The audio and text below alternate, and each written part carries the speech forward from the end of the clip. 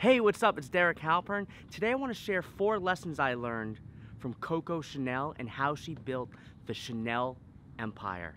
I'm in North Carolina right now doing a sales video shoot for our upcoming product launch. It's actually a turmeric supplement. It's all pretty cool. But to break down this Chanel, I'm going to go back to my office, share all the important tips and lessons, and I'll talk to you in a second. Today I want to talk about one of the most important things that helped me become a successful entrepreneur, that helped me start my own business and grow it to a multi-million-dollar online business. And that thing is actually something quite simple. It's something that you're able to do. It's something that you're able to do right now. It's something that you're doing right now. And for me, that thing is to always learn about the success and failures of entrepreneurs and business owners that came before me. That means I like to put myself in their shoes to better understand where they're coming from, to understand the context of their time that they were in, and to try and understand why they made the decisions that they made. To do that, I personally read a lot of biographies and autobiographies.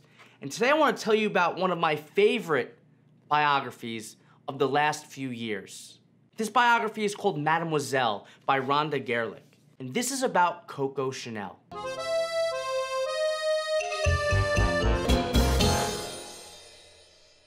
If you're watching this, you probably have heard of Chanel. They've got expensive perfume. They've got some of the nicest, most expensive handbags in the world. They make some of the best, most beautiful fashion for women. And if you are not a woman and you talk to a woman, most women love the Chanel brand. How did it get started? How did she build her brand from scratch into the brand that it is today? Well, here's what's interesting. Rumors have it that she was actually a street prostitute before she started her clothing company.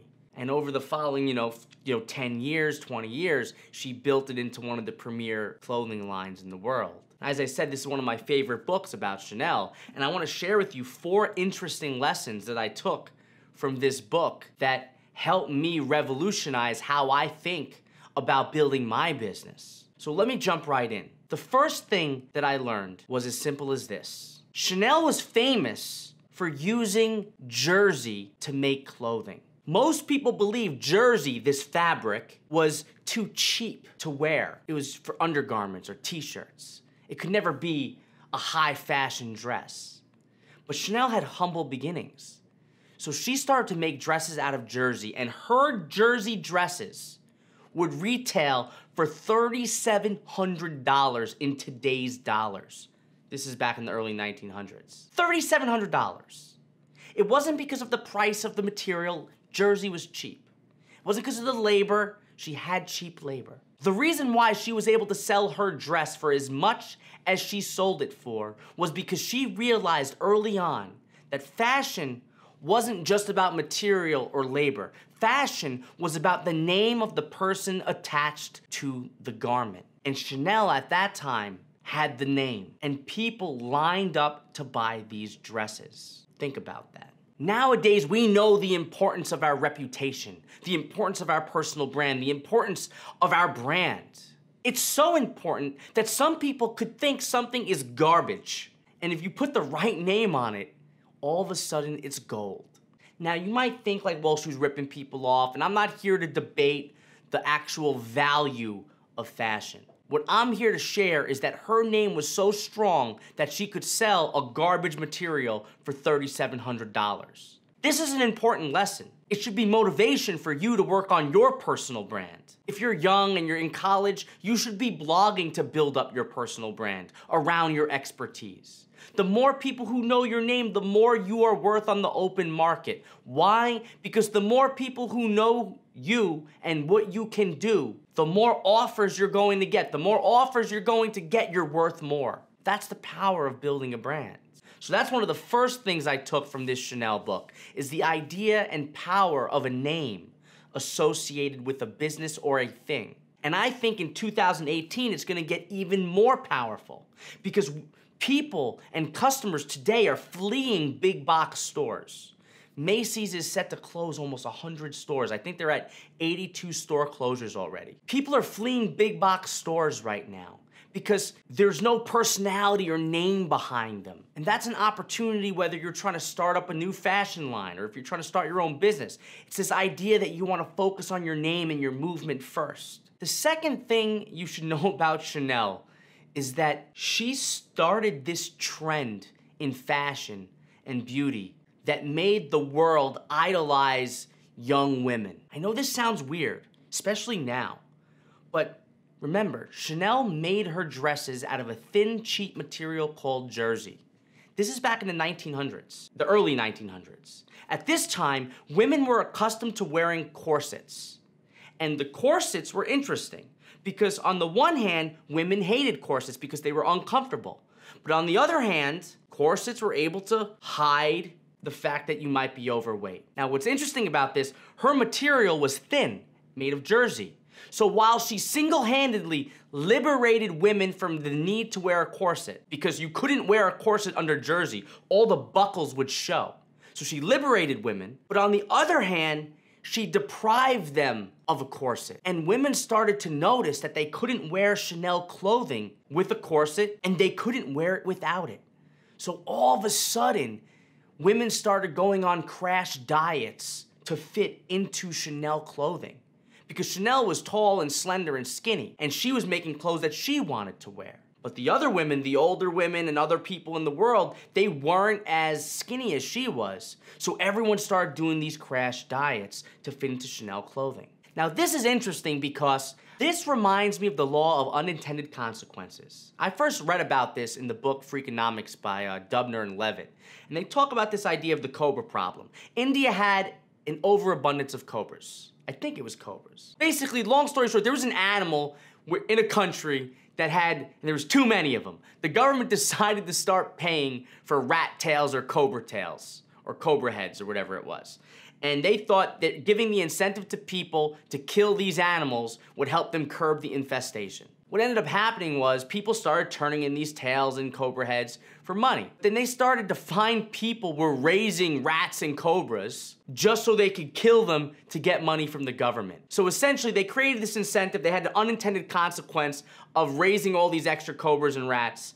And then when they killed the program, all these people that raised all these animals set them loose. And then all of a sudden it made the infestation worse. So I think about the law and unintended consequences as it relates to Chanel because here she is creating a jersey dress that everyone wanted, which single-handedly liberated women from the need to wearing corsets because they couldn't wear it under jersey. But on the same token, as they say in the book, deprived them of the ability to wear it, which is why women started crash dieting. This is an interesting lesson for you because as you relate this to the law of unintended consequences, sometimes we're gonna think we wanna change this big picture thing on how we think about our problems and issues. But sometimes we might change a small thing that seems good. But then all of a sudden, if you look at it from the other angle, there's these unintended consequences which could overwhelm the benefit of that initial change. This is something you have to think about when you analyze your own business. This is something you have to think about when you're thinking about putting out in new technology, or if you're trying to roll out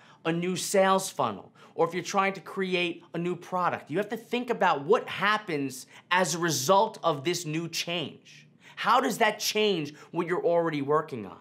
The third thing that I love about this Chanel book, and I absolutely love this story, but Chanel used to like to wear sweaters for men.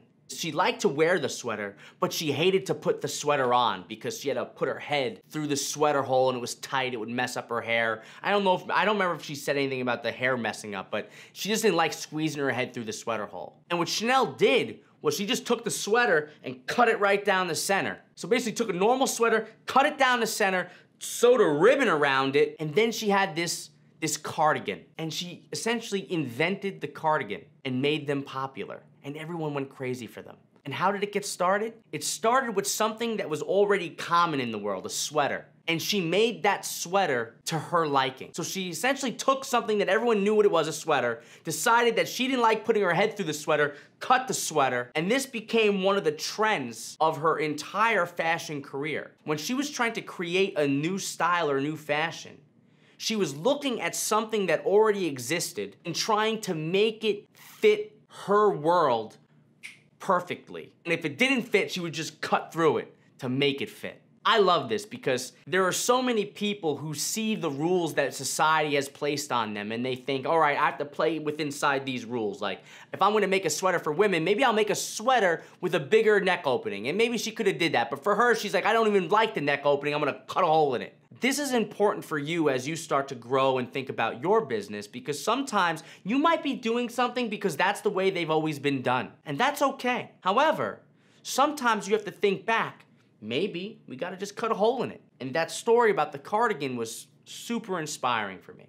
Finally, this is probably the most important lesson that I took from this book. And the lesson is as simple as this. Just because the world views something as a weakness or something as a negative, it doesn't mean it can't later become positive.